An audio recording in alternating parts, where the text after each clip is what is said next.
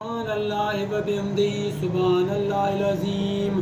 حضرت سیدنا ابو سعید خدری رضی اللہ تعالی عنہ سے روایت ہے، آقا دو عالم صلی اللہ علیہ وسلم فرماتے ہیں، جب ماہ رمضان کی پہلی رات آتی ہے تو آسمان کے دروازے کھول دیے جاتے ہیں اور آخری رات تک بند نہیں ہوتے۔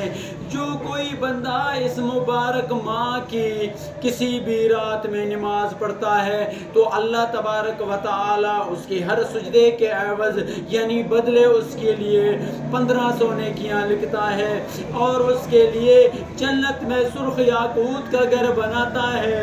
بس جو کوئی ماہ رمضان کا پہلا روزہ رکھتا ہے تو اس کے سابقہ گناہ معاف کر دیے جاتے ہیں اور اس کے لیے صبح سے شام تک 70,000 فرشتے دعائیں مغفرت کرتے رہتے ہیں۔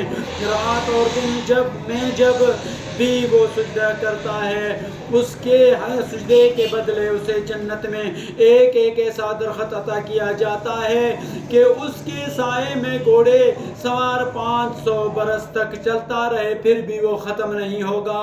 دعا کریں اللہ تبارک و تعالی آپ اور ہم سب کلمہ پڑھنے والوں کو صحیح معنوں میں دین اسلام پر عمل کرنے کی توفیق عطا فرمائے۔